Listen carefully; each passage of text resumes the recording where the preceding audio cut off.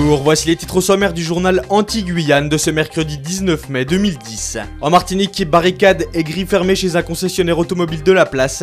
Le K5F était en marche ce mercredi pour la baisse des prix des pièces détachées auto. En Guyane, les aides-soignants de l'EHPAD se sont mobilisés à l'entrée de l'établissement pour réclamer à la direction de l'hôpital du personnel supplémentaire. En Guadeloupe, EDF Archipel Guadeloupe et une vingtaine de frigoristes ont signé ce matin une convention afin de promouvoir l'installation de climatiseurs moins gourmands en énergie. Ils étaient à peine une cinquantaine à avoir répondu à l'appel du rassemblement populaire du K5F ce mercredi matin sur le pont d'Acajou au Lamentin, mobilisés pour dénoncer les prix de vente des pièces détachées auto, parfois 4 fois plus chères dans le département que dans l'Hexagone. Le collectif du 5 février 2009 s'est rendu chez un concessionnaire de la place. Il s'agissait d'y rencontrer celui qui est à la fois président du MEDEF et président de la CCIE Martinique afin de lui faire signer une lettre où il s'engageait à revenir rapidement à la table des discussions pour la baisse des prix, cela en accord avec les engagements pris à l'issue du mouvement social de 2009. Mais le ton va vite monter entre les membres du collectif et Cyril Comte, ce dernier refusant de signer un document dans l'urgence et sous la pression. Alors, pendant près de 2 heures, les grilles du concessionnaire auto seront fermées et une barricade érigée. Dans ce climat, il n'était pas question pour Cyril Comte de signer quoi que ce soit et la situation était bloquée. Mais la tension va finalement se relâcher après 13 heures, suite à un appel téléphonique de la préfecture informant les deux parties d'une réunion programmée avant le 26 mai 2010.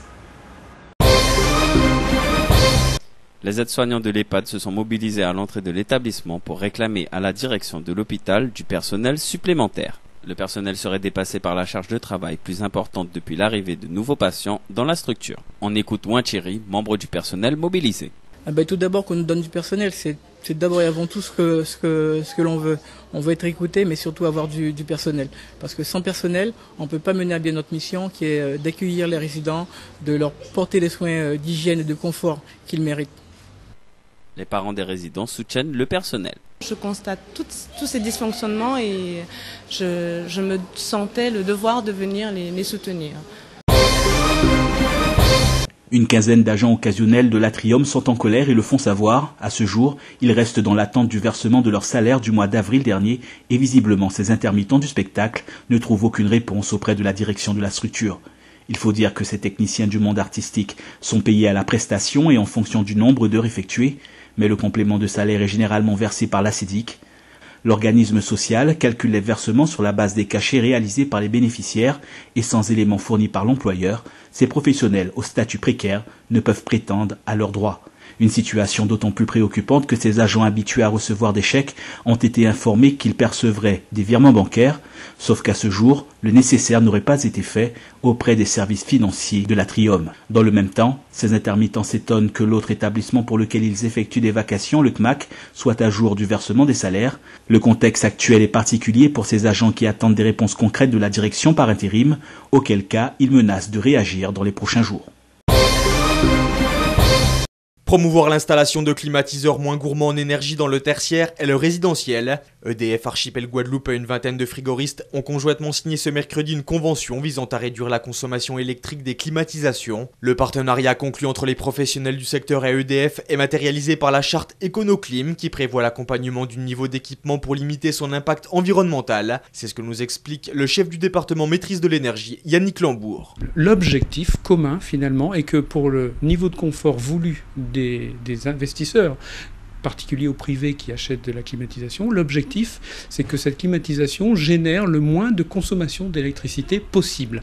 Et c'est une démarche environnementale parce que tout kilowattheure évité est un bon kilowattheure parce que c'est un kilowattheure qui ne produit pas de pollution et qui n'a pas de poids carboné. La charte EconoClim ambitionne en ce sens d'instaurer des bonnes pratiques, dans la mesure où 29% des dépenses énergétiques de Guadeloupe sont directement imputées aux climatisations. Le régiment de service militaire adapté de la Jaï, transformé en véritable camp dédié à l'insertion et à la formation professionnelle. Jusqu'à jeudi, centres de formation, organismes sociaux et collectivités se mettent au service des particuliers en quête d'emploi, de formation ou simplement de conseils en matière d'orientation sociale. Cette première édition placée sous le signe de l'insertion s'adresse en particulier aux personnes sorties du système scolaire, sans qualification ni diplôme et désireuses de trouver une activité. Entre bilan de compétences, recrutement et accompagnement social, l'opération permet aux visiteurs de découvrir les secteurs d'activité porteurs d'emploi et d'envisager un avenir professionnel.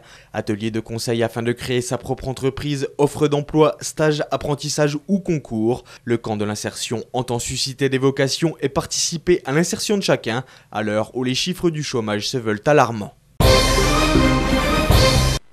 Le secteur de l'édition, malgré les apparences, ne se porterait pas si bien, d'après André Paradis, auteur présent sur ce salon du livre. Le mal viendrait d'une mutation d'un lectorat qui se tournerait vers l'audiovisuel ou encore le cinéma. L'édition guyanaise, elle a l'air en bonne santé comme ça. Maintenant, c'est un métier extrêmement difficile, hein. Les libraires, c'est pareil. On a beaucoup de libraires qui ont disparu de Guyane. Alors, un salon des livres comme ça, c'est certainement une très bonne chose. Pour cette mère de famille, le prix des ouvrages y est encore pour quelque chose. Je trouve que c'est très très intéressant. C'est une bonne initiative, c'est très bien. Mais la seule chose, c'est que les livres, le prix devrait changer d'un iota. Au moins 1 euro en moins, ça serait bien. Ça inciterait les gens à acheter un peu plus de livres et puis ça donnerait vraiment envie de venir. Si c'est pour aller à la librairie, c'est pas la peine de se déplacer.